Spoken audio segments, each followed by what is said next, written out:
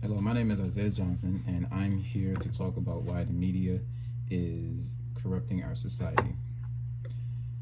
My general purpose is for the audience to understand that the media and what is being displayed on the media can alter what you believe, and in due time, you will understand that the media is in control of the world and can persuade the viewers to believe what they want to believe. I would like to start off by saying that we live in a world where the media is in control of everything. No matter where you look, no matter where you go, at some point the media would be involved in everything you do. You may be going to the Starbucks nearby in the corner and you read the news, and the news might say a volcano has erupted, millions would die. You might go down the street looking on your phone and you see something new. Maybe a celebrity did this, maybe a celebrity did that. You might even just be in school and you might be reading a textbook that is displaying media from the past, where there might be history or current events, a class you might take. But in some way, shape, or form, you will be going through the media. Now, there are different types of media. The first type is the old type of media. The old type of media may be, newspapers, or what you hear. You might go down the street and there might be someone broadcasting information for the viewers. We're talking about, before technology was really advanced like that. You wasn't really able to look down at your phone and see what's going on halfway across the world, because it was not able to do that type of stuff. Now, new type of media, you will be able to have different types of media. There might be platform media, social media. There's also media where you might look at videos, for instance, YouTube, and that's what I will be discussing. With old media, there is one directional media, and there's also multi directional media, which is new media. One directional media is when myself, I'm going to use me as an example. I display information and the receivers receive it, and that is it. It's just from me to them. Now, the multi type of media directional, that is more so of I may display media or information, and I will also receive some, almost to compare and contrast what's going on. Now, what's different about the old and new media, it's easy to change. For example, Wikipedia allows you to change information. So you might have information being displayed where it might say something like this so and so person was born in 1999, but it's also being changed that it's really being 2000. That also goes hand in hand with false advertising. False advertising is when information is being altered so that it's not true. And since it's not true, that can really affect what might be going on. There's also multiple types of social media. There's Instagram, YouTube, Facebook, Twitter. Those really play a huge part in the media. Most young people nowadays might look down on their phones and see information on Instagram and take it for what as it is. That can really play a big part, because the youth and the generation is what's going to change the future. And since it's going to change the future, what's being displayed on Instagram might really play a huge part in what's going on in the world.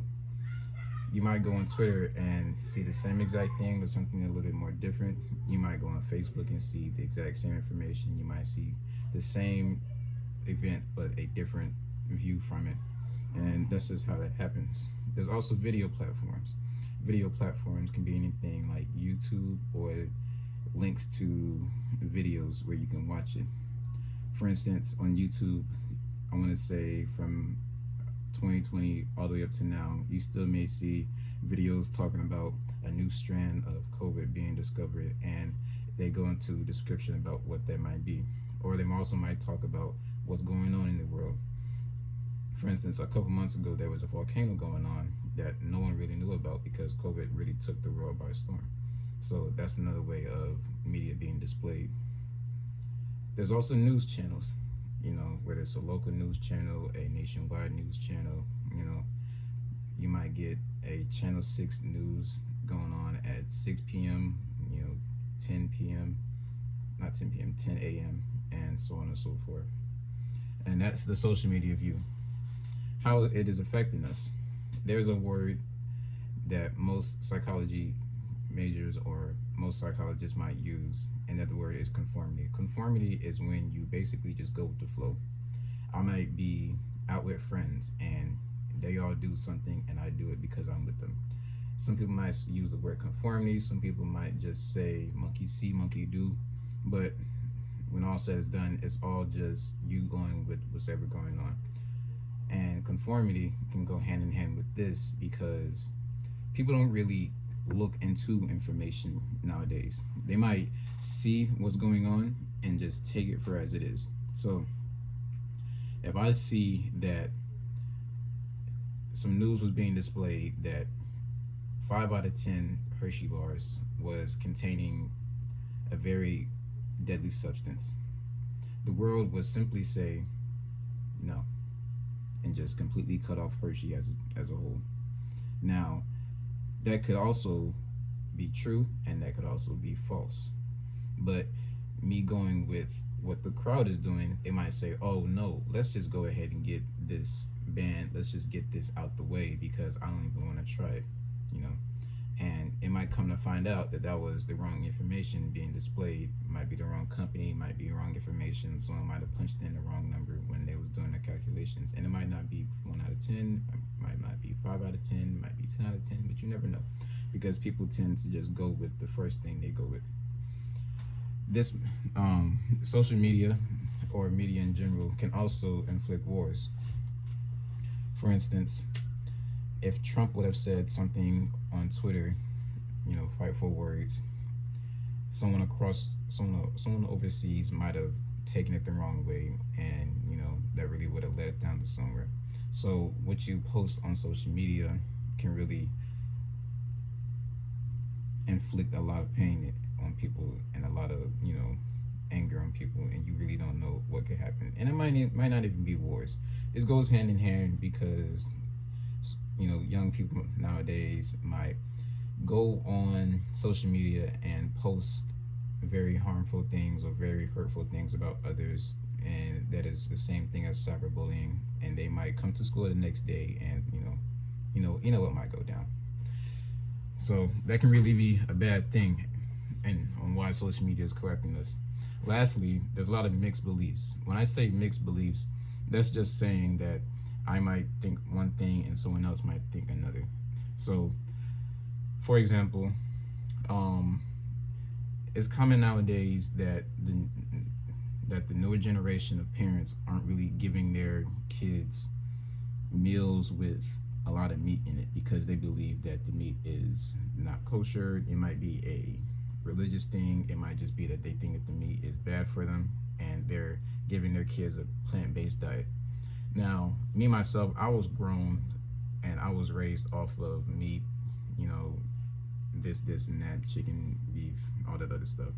But my brother's girlfriend is a little bit different because she does not want her kid eating meat. They are a different type of vegetarian. So that's where mixed beliefs might come in, because one person might think this and another person might think that. So since the social media is in control of what you really see, you might see that one company is talking about the harmful things that meat can do to you, while another company is talking about the nutrients that meat provides. And another company might be talking about the harmful things that only having a plant-based diet can do to you, and they also might be talking about all the good things a plant-based diet can do to you. So it really just depends on which way you look at it and if there's a middle point that you can meet at. In conclusion, the media is what really runs the world, and it is in control no matter really what you do. So no matter where you go, no matter what goes on, the media somehow plays a part in our world. It is really bad that it ends up like that, but that is one of the things that we cannot control. So that being said, there are possible ways that you can counter this, whether it is just reading, doing doing some more reading on what you're looking at, or just simply, you know, just being a better person and doing what you feel is right, despite what the media might say. It can also be very helpful to us because it might tell us how the weather will be tomorrow. It might give us a warning on what to do, what not to do. It might give us safety precautions, whether we're going to a place that we don't know what's going on, what the media will display what's going on, and we'll have a little bit of a heads up. So that is why the media is corrupting our society. And it's also some information on why it is. And there's also a bright side to it. My name is Isaiah Johnson, and